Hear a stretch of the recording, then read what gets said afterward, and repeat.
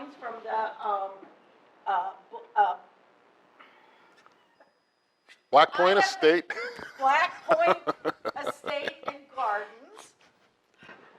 I was saying it all the way up the elevator. Now, don't forget, of course, the minute I get up here, and he's going to be, of course, talking about 1871, and I think it's going to be a really interesting program. So if we'll get started, and thank you very much for coming. Happy to be here. And when I arrived, I was talking to Maureen. We literally haven't been here in Janesville for about 4 years. So we're glad to be back. And so Black Point Estate is a summer residence of a Chicago beer baron on Geneva Lake, and we're operated by the Wisconsin Historical Society. And although 1871 is significant in the history of our story, it's also a pretty significant period nationally and locally. So how these programs came to be, we looked at the dates that were significant in Black Point's story, and real quickly they are 1871, 1888, 1893, 1920, 1942, and 1989.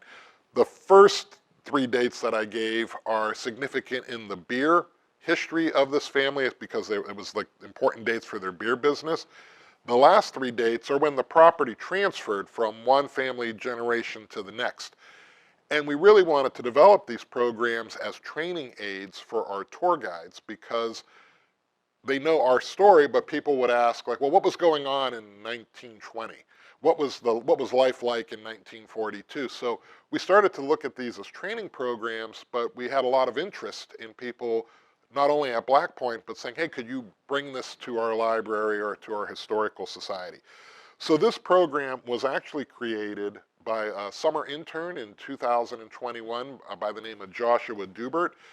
He now lives in Providence, Rhode Island, and works at the John Brown Historic House. Not the John Brown we all think of, but John Brown, who is a founding father of Providence.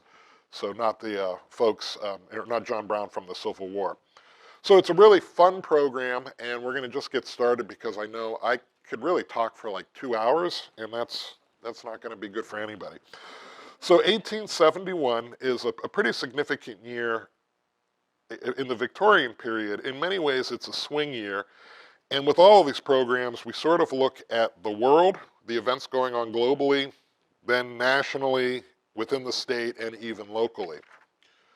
So we're going to go ahead and get started. Why is it significant? Well, formation of Germany takes place in 1871. And if we know our 20th century history, that has ramifications as Germany becomes very, very nationalistic following 1871. Before that, it's a group of independent states, and they're sort of gelling together to become the country that we know in the 20th century. And they're ultimately responsible for the start of both of those world wars in the 20th century.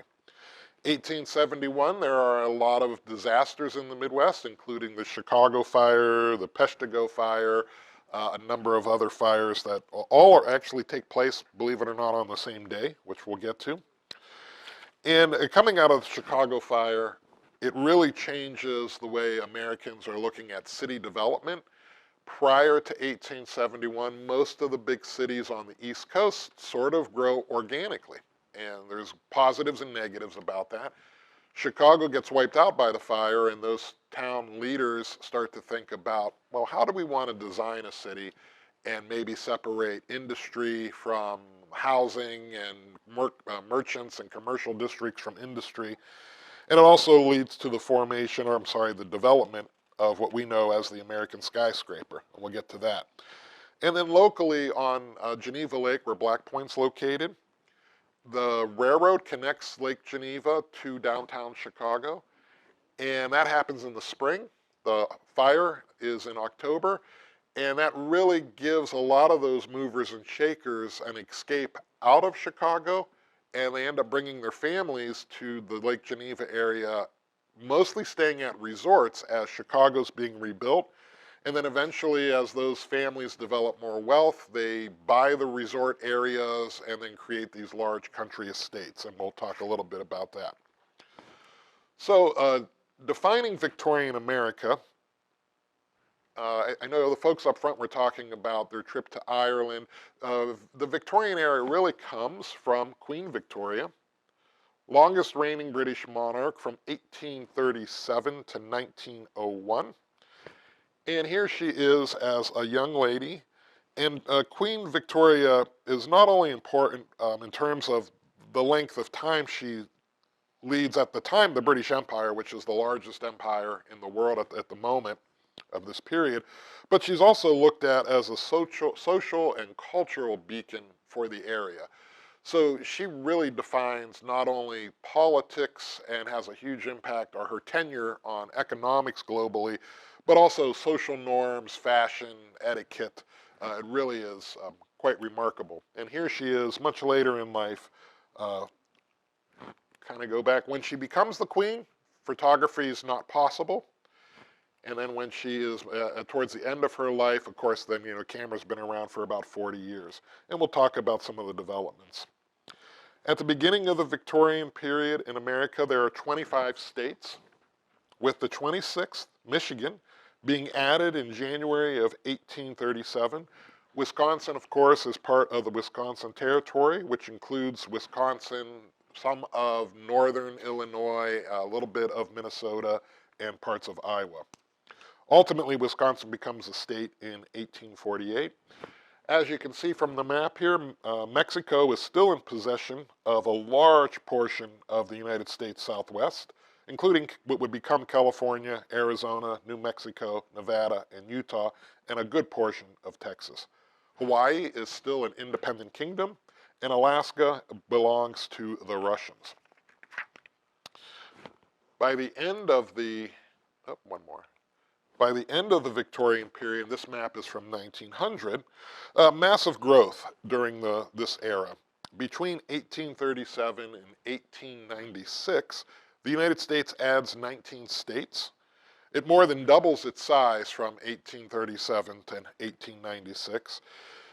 In 1889, which is a year after the Black Point Estate is built, the United States adds in 1 year alone North Dakota, South Dakota, Montana, and Washington, which equals 366,000 square miles. That's a pretty large chunk, 13% increase in that 1 year alone. So it's a period of national expansion, and really from the beginning of 1837, which we define as the Victorian era, to the end of that period, the United States doubles in size. Life in the United States, just real quickly, transportation, as we can see here, is in the winter time, especially in the northern climates, people will be getting around by sleigh. Overland transportation in the non-winter months would typically be a stagecoach. Put things in perspective, stagecoach travels about 8 miles an hour. A train, if you can get it in 1837, is about 15 to 20 miles per hour.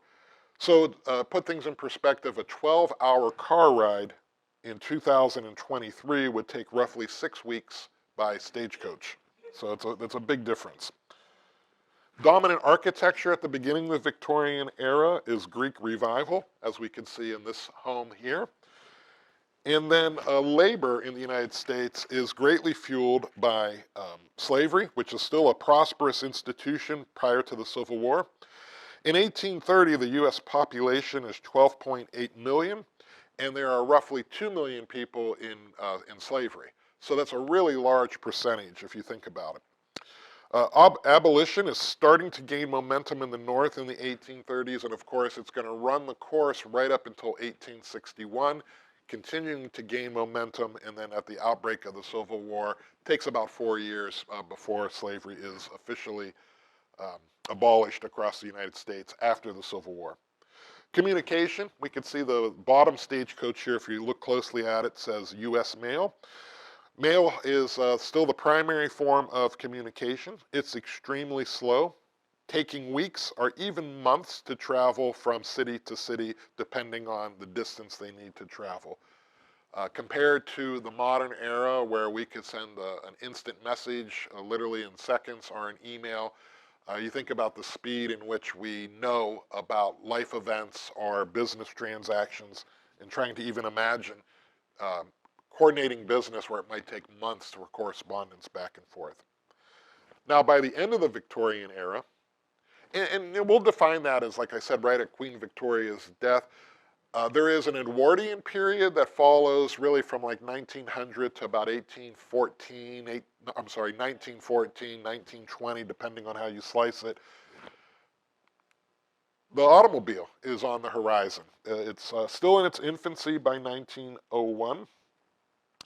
But in addition to the early automobile, in this era, bicycles are invented, streetcars, and although still many large urban areas are dominated by horse and wagon, you're starting to see horseless carriages, horseless transportation starting to move into the landscape.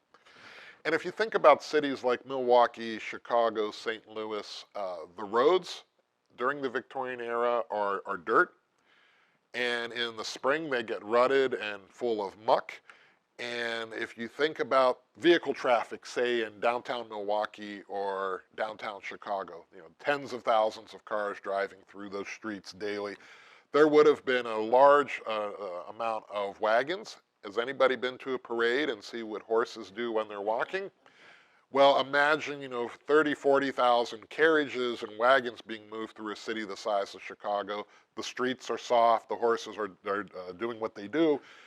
It's really not a great place to be in the hot summer months. And that's another reason why a lot of these lake communities in Wisconsin become summer residence places. Cattle would be moving through. Absolutely, great point. So it's a lot of livestock moving through the commercial streets. The architecture of the era has moved from that Greek revival to what we really think of about this period are these Queen Anne beautiful Victorian homes. There's a number of iterations. This is a traditional Queen Anne, but there's Queen Anne stick style, there's Second Empire. What's really going on is homes are becoming more and more decorative on the outside. And part of that is if you are successful, it's one of the ways you could show off your wealth. Right now, Jeff Bezos could build a yacht, which this happened 2 years ago. The yacht was so big it couldn't get out of the port that it was built in the Netherlands. Well, you kind of should figure that out on the front end. You also could have a jet right now that will take you to your home on the Mediterranean or down to Naples. Well, in the Victorian era, you're not traveling as far, and so a lot of your expendable cash is put on your front door, if you will, to sort of show the world that you've arrived. Communications changed quite a bit in the 70 years of this era. Days are still primary form of communication, but there's a couple of things that make communication much more convenient. The telegraph in the 1840s and the telephone in the 1870s. What is really hard for us to wrap our head around, at least for me, is most people in Wisconsin had the telephone 30 to 50 years before their homes were electrified. You think about putting the emphasis of communication over illumination, because you had the ability to still illuminate your house with candles and gas and lanterns, but if you wanted to have condense your world and make communication better, that became a bigger effort. Slavery has been, by the end of the period, eliminated in the United States. Jim Crow is still pervasive as a form of exploiting African Americans. However, what we've really seen in the United States is replacing slavery with child labor, sort of an unknown or a forgotten practice. At the time, between 1890 and 1910, it's estimated that about 18% of all labor in the United States was provided by children between the ages of 8 and 15 years old. It's roughly 1 in 5 children. Many of these children work in grueling, tedious, and dangerous jobs, including mining, street trades, cotton mills, factories, home workshops, and farms. Although they're working, they receive little, if any, pay, often working 12 hours a day for 6 days a week. And then there are a lot of social reformers that come at the turn of the 20th century Jacob Riis might come to mind as a New York reformer who's really a phenomenal photographer and starts to document this, and it alerts many people in the United States that what we've really done is replace slavery with child labor. This image here shows New York, which is still, 2023, still the most dominant city in the United States. In 1870, roughly of the middle of the Victorian period, the population of New York is just over 1 million. Put things in perspective, there are only 10 cities in the United States that have a population in excess of 50,000. So think of the scale. New York, 1 million people. The rest of the United States, only 10 cities that could claim 50,000 or more. New York is also the first city in the United States to really have public electrification. The first city to have residential electrification is actually in Wisconsin. Does anybody know where that's at? It's Appleton. There's a mansion there that's still open as a historic house that was the first private residence to be electrified for illumination. But here we're looking at New York in, I believe, let's see if I have a date on this drawing, roughly about 1880. And these arc lights that were installed were so bright that they actually would cause damage to your eyes if you looked at them. And this was the fight between AC and DC. Correct. Yeah. Because as I was growing up in New York in the 40s and 50s, we still had direct current in our building. Right. The comment for those of you that may not have heard is that there was, two different schools of thought. There was AC and DC currents, and there's advantages to both. And of course, AC wins out, and that's what most of our electricity is powered by. Just some statistics in around 1870. Now we're up to 40 million people in the United States. So we grew from 12.8 to 40 million, and we continue to grow as the period goes on. 86% Caucasian, 12% African American. There are no statistics in this era for how many folks are Native American because they are not registered in the census. The nation is overwhelmingly rural, nearly 75% living in agricultural areas, which are defined at the time as places with less than 2,500 inhabitants. In 1870, $1 is equivalent to about $20 in 2021. Farm laborers, you're going to earn about $17 a month. If you work in town in a factory, you'll probably be earning about $1.50 a day. Life expectancy for Caucasian men. How many of us are over 45? We would all be deceased. For white men, it's 45. For white women, it's 49. The average age for minorities in the country is a little bit more difficult to determine at the time because there are no records. Sociologists estimate that it would be on average about 10 to 15 years less, which would put African American life expectancies in the mid-30s, which we've obviously progressed quite a bit. I think now it's in the upper 70s for most people. It's a dim lit world. Candles, oil, and kerosene lamps are still going to be lighting our house fixtures. Although Edison does perfect the light bulb in the 1870s, and Edison is really the person who champions AC over DC. Oh, it's the other way around. Correct. Yep, you're right. Right. The mid-Victorian world is also defined by an age of imperial expansion and colonialization. This image shows sort of the old guard, if you will, of Europe, carving up the globe.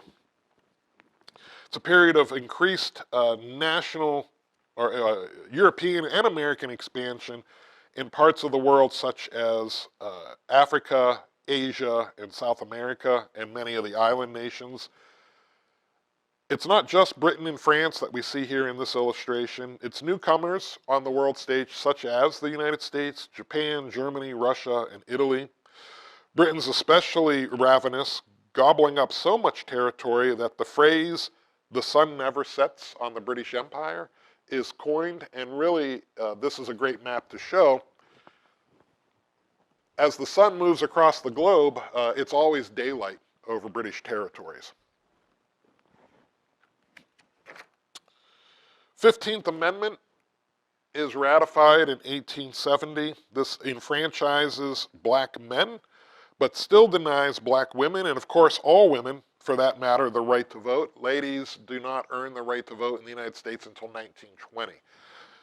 And although in 1870 black men have the right to vote through the 15th Amendment, it really doesn't happen without challenges and resistance. First, the Ku Klux Klan starts to gain power in many southern cities, and then ultimately significantly spreads into places like Indiana and Connecticut, Lower Illinois.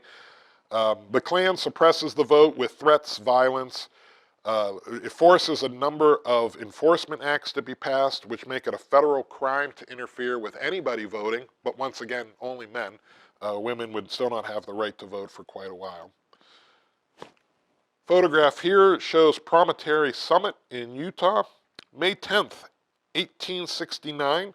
This is, and we probably remember this from our elementary school history classes, the Golden Spike is where the two railroad lines, one coming east, one coming west, to create the Transcontinental Railroad. That's a really big deal for the time period. It does make overland rail transportation possible from the Atlantic to the Pacific. Of course, it's going to revolutionize communication because mail could go back and forth across the state, commerce. Rail development really leads the what we call the second industrial age or industrial revolution, 1870s through the 1920s, and that puts the United States on the map economically as a dominant world power. We don't really realize that we have the weight of that economy behind us until the fallout after World War I. So we're really sort of a sleeping giant, if you will, and we have the economic might, but we're still not comfortable taking on a role beyond our borders, if you will, until 1917. And then in terms of development, this is an early photo of a Standard Oil factory. Believe it or not, the first big oil rushes in the United States are in Pennsylvania and outside of Toledo. Oil City in Pennsylvania and outside of Toledo. If you think about Toledo, you don't necessarily think of I guess it would be northwest Ohio as a swamp area because it was drained, but it was called the Black Swamp. All that organic matter, it was actually one of the largest wetlands in the United States, now considered probably one of the greatest environmental degradations that the country did as they drained that area. But there is rich soil that could be used for farming and then also for oil. So John D. Rockefeller makes his fortune initially in oil, and this is one of his early refineries. Fashion of the day, gentlemen. We're starting to loosen up a little bit. We're getting into a little bit more loose-fitting clothing, but it's still very, very formal. The image on the right of the screen here, your left, would be a pair of gentlemen in their overcoats. They're large and bulky. Their hats are still tall, quasi-stovepipe variety. The bowler hat that we associate often with the later Victorian era becomes male fashion-forward gentlemen in the 1880s. Now, the gentlemen that are posed for the photograph, these are working class gentlemen, so their clothing, it's a little bit more rough. You can see the bib overalls. But notice even the blue-collar gentleman still wearing basically what we would consider a suit coat. And hats, men would not be going out in public without a top hat or a bowler or some other head covering typically. Ladies, 1870s, characterized by bustle style, which focused the shifting of a lot of the material to the back of the skirt. The bustle was supported by crinolets, which were horsehair ruffled petticoats adopted from earlier steel-framed garments. The form of the dresses become more streamlined and fitted, and this is a good example of fashion for upper class, like sort of middle and upper class women of the time. I love this one because it does show the changes in a silhouette. 1872, you're dealing with a lot of fabric, it gets streamlined, and then sort of, again, a lot of material. These are going to be uncomfortable garments for women. They're going to be hot, like 6, 7 layers. The outer garments, if they're particularly finely made, and many of them would be, they're not getting laundered. They're getting sort of air cleaned, if you will. It's not dry cleaning. So if we think about Downton Abbey, the early years, or if we see period movies of the era, and we see the beautiful gowns and the finery, which is when it's done well, it's pretty well done, and it's pretty accurate. What they don't really get is how we would all smell in the era. It would smell like clothes that are left in a locker room for a couple of weeks, that kind of musty smell, and then you mask that by perfume like lilac and rose and some other things. So think about, you know, the kind of that odoriferous period. Women of the era, middle class and above, you're going to be taking what we consider like a modern bath, where you're submerged in water about once every 7 days. Now, you would get cleaned up with a basin and a bowl of water and kind of rinse off. Gentlemen, working class gentlemen, about every 7 to 10 days, maybe even longer in a rural community.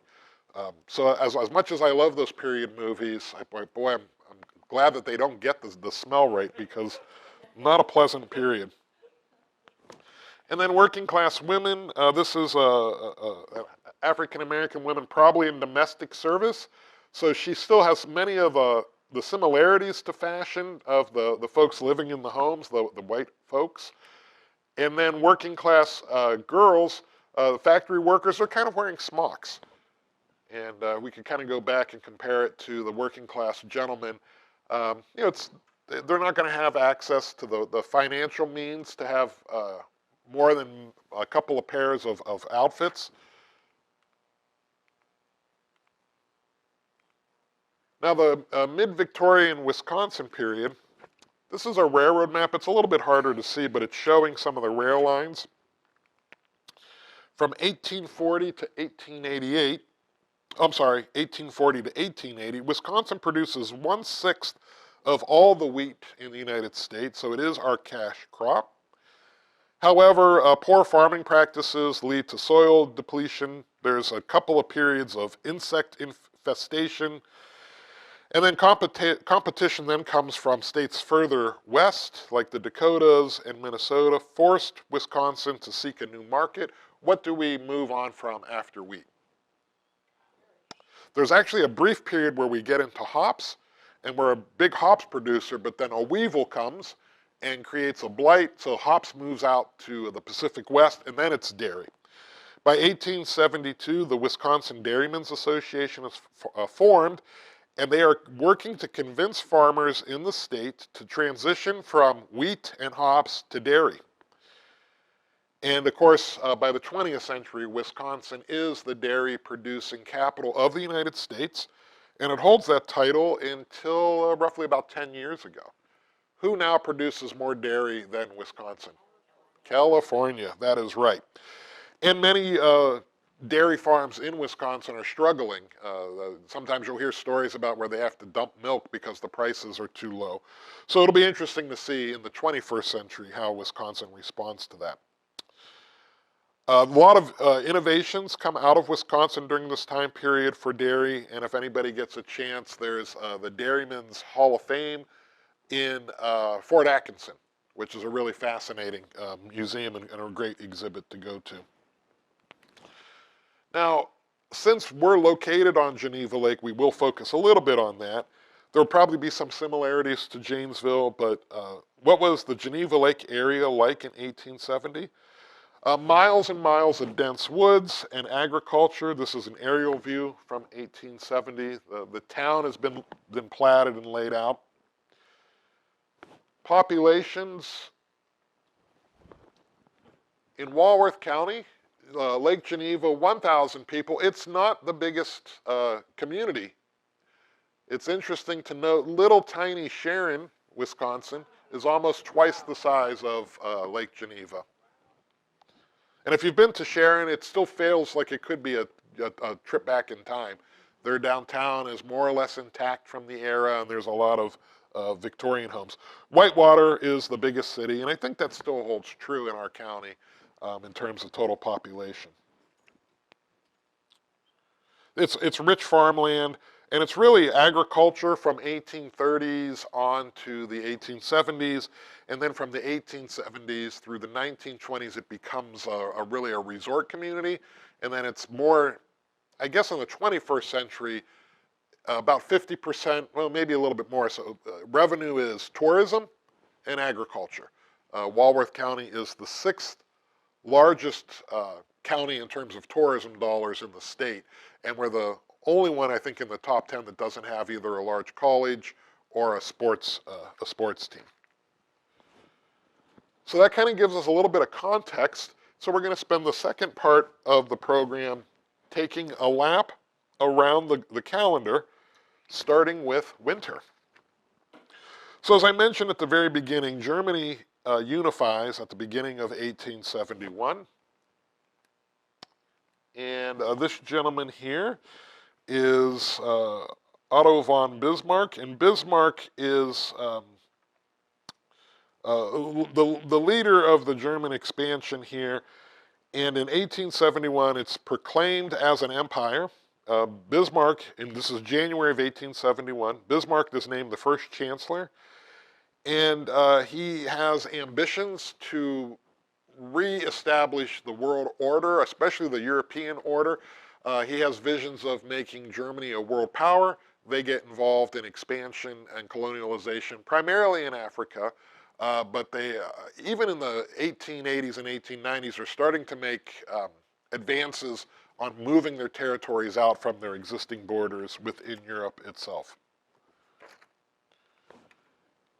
In the United States, 1871, January 26, 1871, although Lincoln's been deceased for about 6 years at this point, the Revenue Act, the first tax on personal income in 1861, which was necessary to pay for the Civil War, is repealed.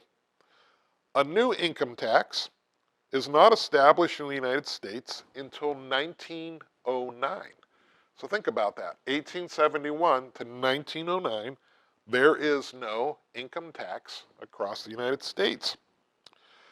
So for a number of decades, there is no personal income tax. Think about the term the Gilded Age, which Mark Twain coins to define this period. Those titans of industry, sometimes referred to as robber barons, folks like the Vanderbilts, the DuPonts, the Rockefellers, Chase, Morgan, and the list could go on and on. They are generating wealth that would make folks like Jeff Bezos and Warren Buffett envious.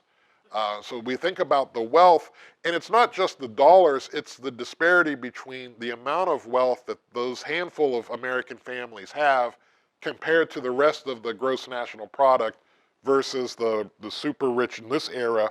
We talk about the 1% in the modern era. This was a huge amount of wealth concentrated in a very small amount of people. Carnegie, the list goes on, and we know a lot of it is cartels. There are no antitrust laws in the United States until the Teddy Roosevelt administration. And they're also using kids in a lot of their industry. We already talked about that. Many of their workforce are not being paid, or they're being paid a pittance. So there's a huge concentration of wealth. And for many of those families, they still dominate American politics and American economy, 150 years later. Anyone want to guess why this? It's not butter. This is probably only relevant to Wisconsinites, but on January 3rd, Henry Bradley of Bimington, New York, patents oleomargarine. Boo, boo, we do not like that in Wisconsin. We don't like it so much that it's actually in the 20th century banned in Wisconsin. And of course, many of you know this. If you're bringing it into Wisconsin, the ban gets repealed. It could be sold here, but it has to be sold white.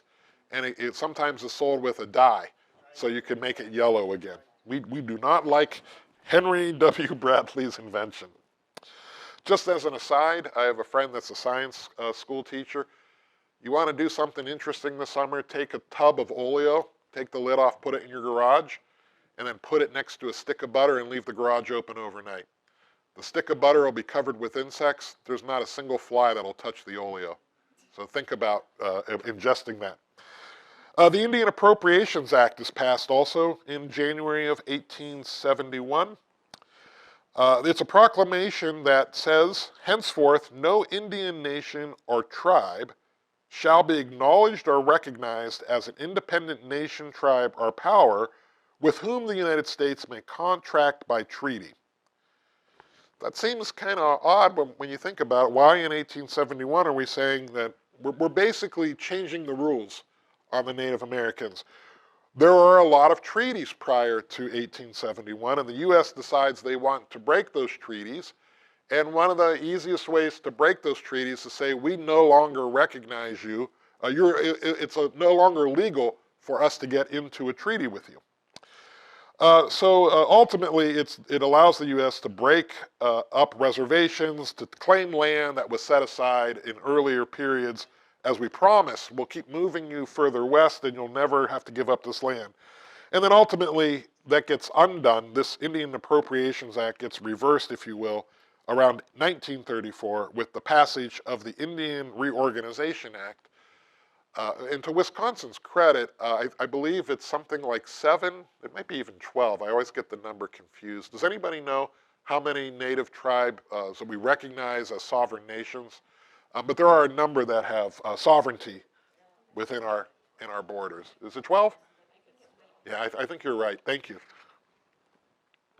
We mentioned on Lake Geneva, population is about 1,000 people. It produces high quality ice. This is an article talking about the big freeze in March of 1871. We had a big freeze late this year, but the lake only froze, Geneva Lake only froze for 6 days this year. The Geneva Lake Association keeps track of, and for them to consider it frozen, it has to be frozen for 3 days straight. Otherwise, they kind of don't even say it's not worth counting. So 6 days this year. In 1871, the lake was frozen from mid-December through the end of March. Why it's big business? It's a spring-fed lake, which means even back then, people want ice that's clear. Although you can harvest ice from Lake Michigan, any inland lake, Lake Geneva, and some of the other lakes that are spring-fed, it's slightly more desirable because the ice is clear. Ice could be available, depending on the heat of summer, as late as August or September. So think about our modern inventions with electricity and ice boxes and refrigerators. You could have ice in your beverage, even in the Victorian era, if you're willing to pay for it, through most of the summer. How many people do spring cleaning still? We really don't, it's not as big a deal because we kind of keep our houses, our dwellings clean all year long. The reason of the term spring cleaning, and this is a fun image, this is the inner spring mattress, which was invented by Henrik Westphal in Germany. It's kind of like the first spring mattress that we think of as a comfortable bed. Spring cleaning in the Victorian era isn't just tidying up the office or doing a little dusting and getting rid of a few magazines or taking some clothes to Goodwill. It's a dreadful process in which all objects in the house, furniture, dishes, personal belongings, were brought outside onto the porch or lawn. Inner spaces were cleaned thoroughly. It meant carpets were taken outside and beat. Draperies were taken outside and shook. Windows, floors, beddings, ceilings are scoured and washed. Why do you think that has to happen? Well, how are you heating your house? Soot, it's coal, you're burning a lot of wood if you have a fireplace, pot-belly stoves. Your oil lamps, if you've ever burned kerosene lamps, you get that black oily smoke. Interiors can become really quite filthy. Coal, dust, ash, mud, manure, all the things dragged in from outside require this. Spring cleaning for even the most modest housekeeper could take up to a week, and this is often 8 to 10 hours a day of hard labor. Emily Dickinson, one of the authors of the period, most well known, she wrote that she preferred pestilence over the act of spring cleaning. Emily had a way with words. Russian chemist, Dmitry Mendeleev develops the periodic classification system. And it's still in its form that we use today. We all probably know this lady. Anyone know who she is? Whistler's mother. I love the fact that we know her as somebody's mother, but her name is actually Anna McNeil Whistler. Her son James paints her, and although this becomes one of the most iconic paintings of the era, its actual title is Arrangement in Gray and Black #1. There are multiple versions. James may be considered a mama's boy because he paints his mother a number of times. And also maybe she was the only model he had, I don't know. So we all recognize Whistler's mother, we recognize Anna. How about this woman here? Anyone recognize her? Well, her name is Christina Edmonds, and she is the first well-known serial killer. There are probably serial killers from time on ad infinitum, but Christina is the first well-known serial killer. She's a few years before Jack the Ripper. She is, of course, from England, like Jack, in Brighton, England. In 1871 through the 1870s, she carries out a series of murders by poison. Her method, lacing confectionery treats with strychnine, and then sold to members of her community. She is ultimately known as the Chocolate Cream Killer. Jack the Ripper doesn't have anything on Christina. Baseball, not quite America's pastime yet, but the first professional baseball game is played May 4th, 1871, in Fort Wayne, Indiana. And it's the Fort Wayne team versus the Cleveland Forest Cities. For those of you keeping score, the Fort Wayne guys win 2-0. Here is a photo of the local professional team, the most local professional team. Anyone guess who this might be?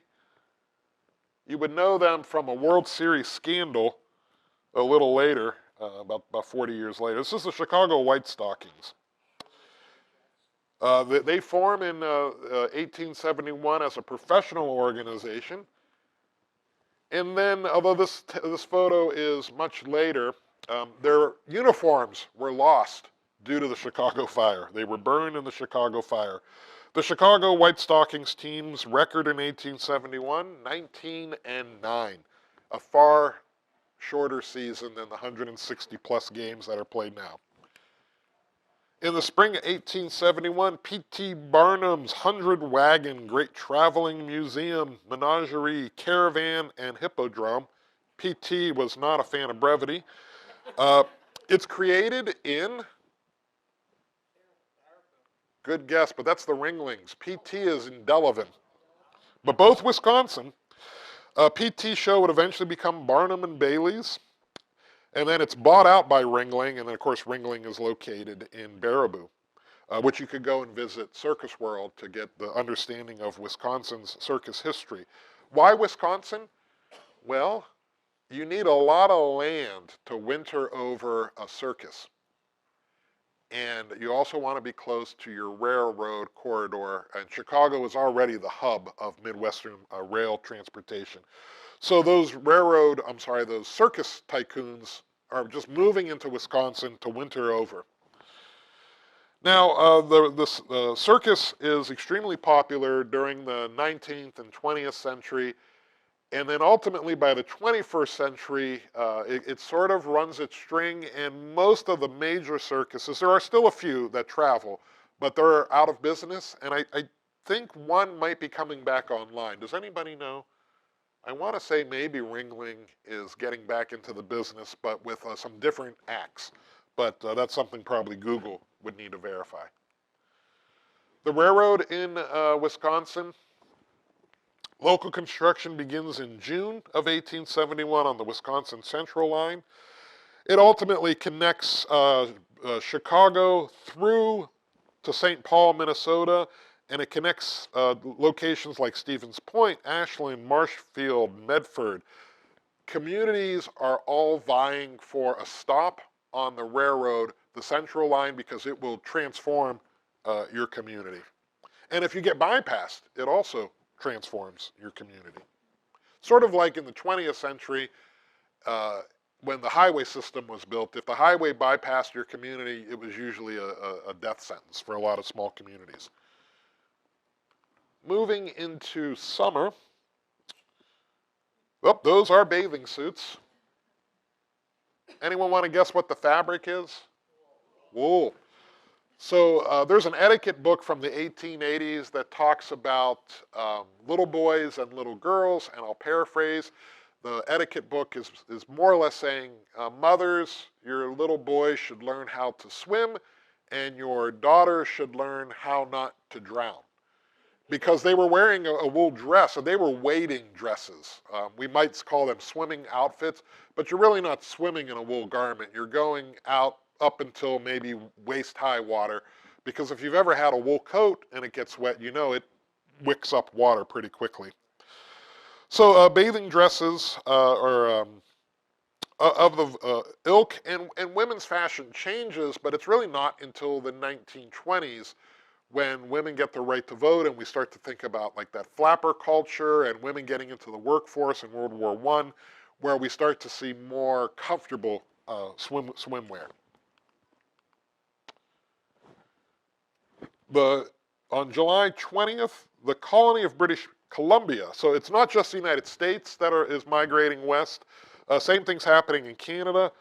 On July 20th, this colony becomes the 6th province of Canada, so they are kind of completely developed by that point in terms of their 6 provinces. And then the yen becomes the official currency of Japan in July of 1871. In August of 1871, August 19th, Orville Wright is born. We're going to hear more about these guys 30 years later when they discover, or they sort of develop the first airplane that could actually get off the ground and fly. It doesn't fly very, very far in Kitty Hawk, but it is the first true flight. That's right, 1903. Stouffer's Biscuit Company produces its first batch of animal crackers in the town of York, Pennsylvania, still being made by many, many companies now. And then we all know Lucky Strike as a cigarette, but it's initially introduced as a chewing tobacco by the firm R.A. Patterson in the summer of 1871. It doesn't become a cigarette brand until the early 20th century. Across the country, the Hayden Geological Survey. Fernando Hayden, head of the U.S. Geological and Geographical Surveys of the territories, leads a team of scientists and botanists, artists, and photographers through what becomes the Yellowstone State Park.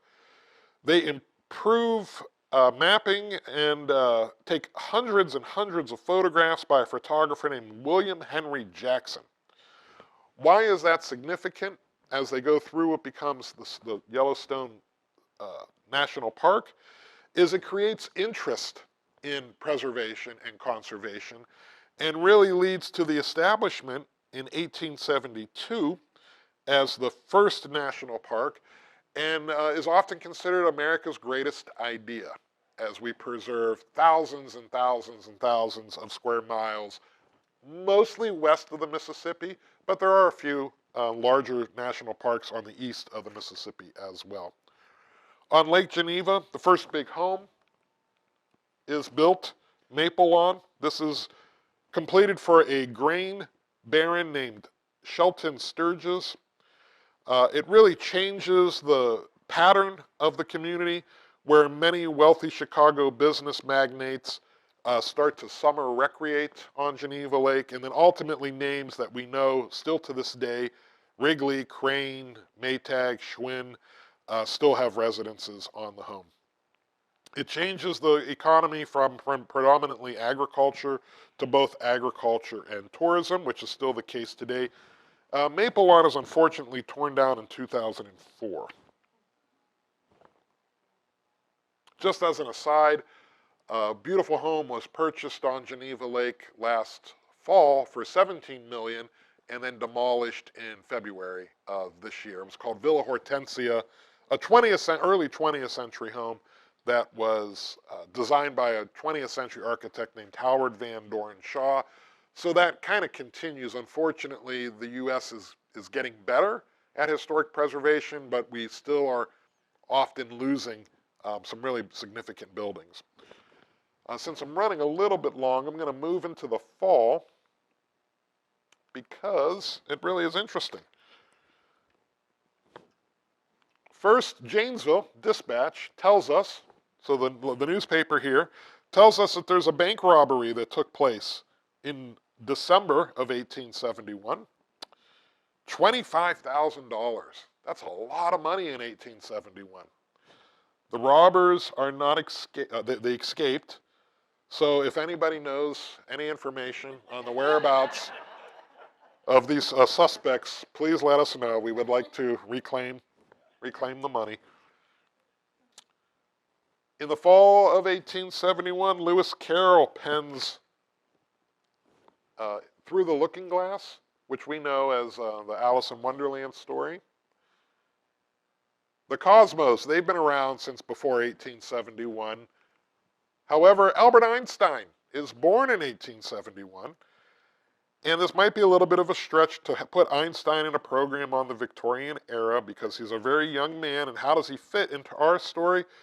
Well, when Einstein comes to the United States, he wants to see two places. He probably wants to see more, but he states during his visit he wants to visit Niagara Falls and he wants to visit Yerkes Observatory on Geneva Lake in Williams Bay.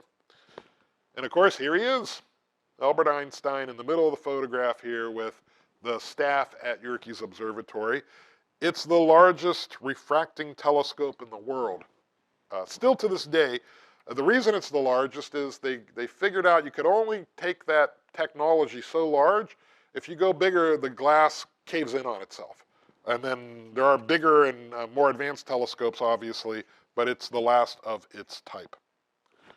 We're going to talk about the fires, Peshtigo, Holland, Port Huron, Chicago. They all take place October 8th.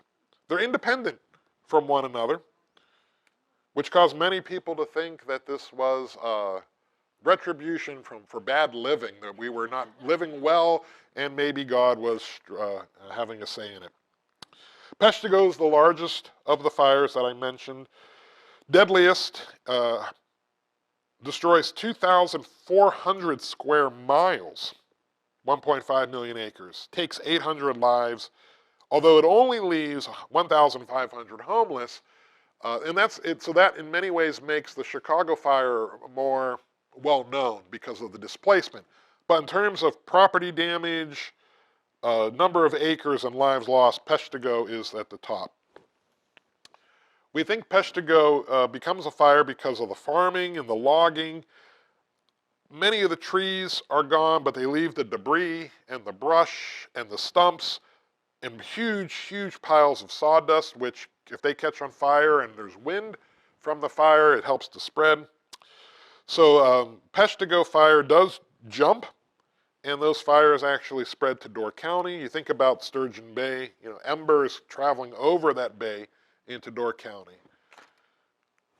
The Michigan fires are equally significant. Imagine the horror of jumping into bodies of water and then only to be boiled because the water is getting so hot. Just really a brutal experience. It lasts about 3 days. And then we're going to get into the Chicago fire. Here's a photograph of Chicago on the eve of the fire. It's around 300,000. So still the second city. New York, about 1 million at this point. Is the cow to blame? Mrs. O'Leary. For a long time, Catherine and Patrick O'Leary's cow was held responsible for kicking over a lantern. We now know that this story is really a tall tale. The Chicago Evening Journal is the first to implicate the cow, the O'Leary's cow, in the time period. It's also reported that a neighbor named Daniel Sullivan was seen in the barn shortly after the fire began. He's questioned about it.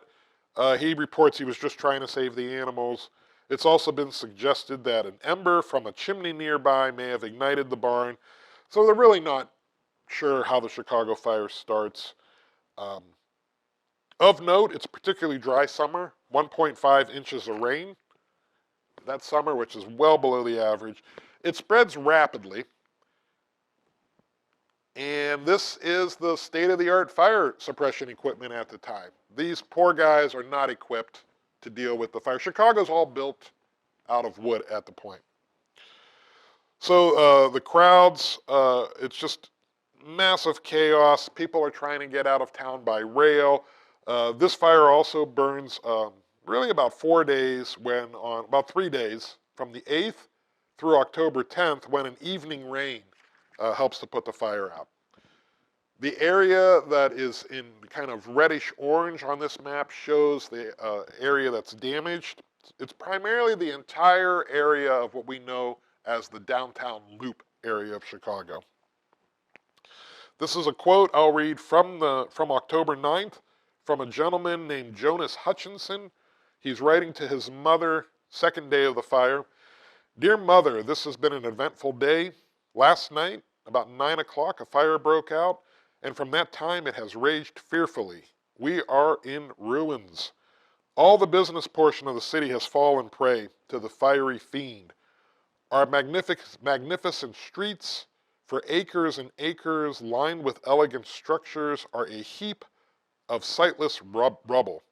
It cannot be described. Oh, what a sight! A sea of fire, the heavens ablaze, the air is filled with burning embers, the winds blow fiercely, tossing firebrands in all directions.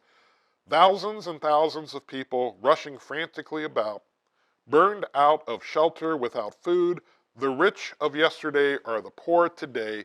Destruction everywhere. When will it end? Well, we know it ends a day later, but you can start to see some of the damage.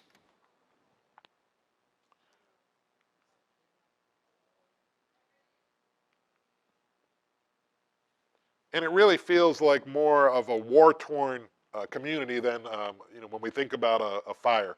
Because nowadays, for the most part, we might have a fire that spreads to a couple of buildings, but our firefighters have much better equipment, we have better technology, better understanding, better building codes. So we're able to limit the damage caused, even in densely populated areas.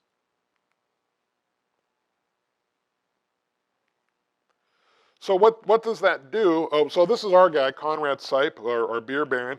Conrad's home and brewery is south of the area that's destroyed by the fire. The day before the fire, he is one of 12 breweries in Chicago. The day after the fire, he is one of 5. It doesn't matter what your line of work is. If 60% of your competitors are eliminated overnight, you feel bad for them, but not that bad. So Sipe goes from being a pretty significant brewer, 1872, 1873, 1874, produces more beer in the US than anybody. Part of it is his competition is greatly reduced. The other part is there is an extraordinarily large number of able-bodied young men coming into Chicago, craftspeople, tradesmen, to rebuild the city. They're often unencumbered with families. The water, already bad to drink in Chicago, is made even worse. And if I'm a carpenter, and your name, sir? Steve's a plumber, and I'm a carpenter, well, there's no extended stay Holiday Inn or Amerisuites. We're staying in a boarding house. I might have the bed from noon to midnight, and you have it from midnight to noon. So if I'm off and Steve's got the room, where do I go? I go to the public house. We know the public house as a pub. The average American blue-collar individual in the 1870s, according to Ken Burns' documentary on Prohibition, drinks how many beers a day? 8. Well, Between 21 and 24 beers a day. The beer is called table beer, about 1.5% alcohol. Miller Lite, if you will, is like 3.9%. So think on, we probably all know somebody that says, oh, I could drink Miller Lite all day long. It's like water. Well, it's a pretty low alcohol. Table beer is even lower than that. Why it's really popular is it's for hydration, because I said, like, the water is unsafe to drink. Some of the fun things in our collection, these are remnants from the Chicago fire that the Sipes collected, fused glass, nails from a building that fused together, pipe from a building that fused together.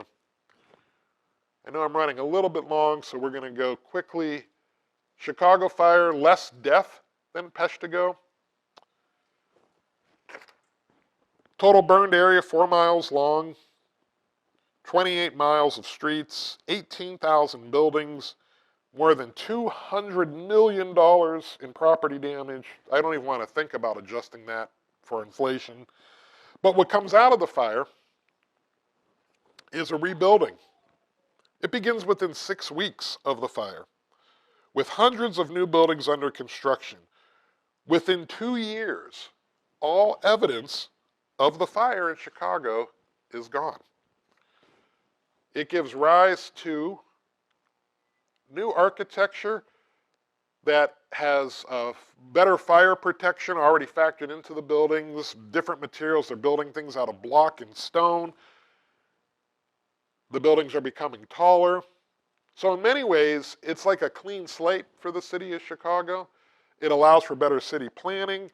Architects like William LeBaron Jenney, this architect has a couple of friends, one named Ferris, another named Eiffel. They're building things out of steel I-beams, and Jenney thinks, hey, we could probably build buildings that have steel skeletal structures that can support more weight instead of all block. And so Jenney is considered the father of the American skyscraper. This is a smaller building he designed, still standing in downtown Lake Geneva. There's a Kilwin's ice cream on the first floor. Daniel Burnham is a really significant architect out of the time period. He's influential with architects named Louis Sullivan, William Hollebrand, Martin Roche, among others. These architects really create the modern American buildings that we know of. Burnham is also known for the White City. He is the principal architect to design the Columbian Exposition in Chicago, 1893. And he really amasses a who's who list of 19th and early 20th century architects that all work under him to build this amazing exhibition. So it really does put Chicago on the map globally. And then this is Louis Sullivan. He's known really for very ornamental buildings, designs a number of really beautiful banks that are still standing.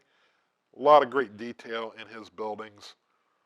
And then, of course, one of the architects that works for Sullivan is this gentleman. Absolutely right, Frank Lloyd Wright. So Frank Lloyd Wright, arguably the most influential architect, definitely the most well-known architect in the United States. Designed such buildings as Fallingwater. This is 60 years after the Chicago fire in the 1930s.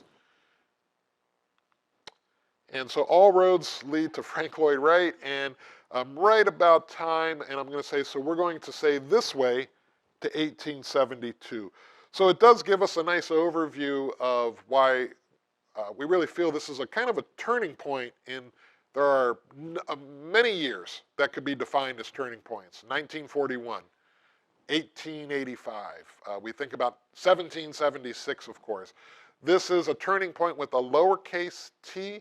We'll probably define 2020 as a turning point because there was life before the COVID pandemic, and American life, global life has changed. Some for the better, some for the worse, but definitely a turning point. So thank you so much for coming, and I think I probably have time for maybe a question or two. Any questions, comments, thoughts, queries? Yes. Is there more like about Black Point then? Does this continue? So when we created these programs, it really is to add context to the Black Point tours. So we have an entire program separate on just the history of Black Point. And I think we were here once, maybe a number of years back on that.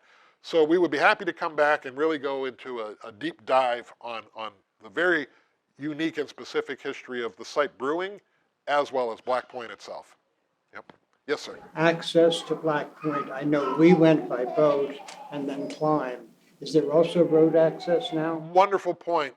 We operate under a conditional use permit from the county that basically states no vehicle traffic. So most people come by boat, but that's a county permit. And of course, the federal American Disabilities Act supersedes anything on a local level. And the federal ADA Act says provide reasonable access and accommodation. So if somebody cannot travel by boat or climb the 120 stairs, all they need to do is call us and we could provide drive-in access. The reason we ask for a call is we only have like 5 parking spots. And so that allows us to guarantee that you'll have a parking space. But thank you so much, that's a great question. And we are open not Memorial Day, May 1st through October 1st, 7 days a week starting on Memorial Day. All right, thank you so much.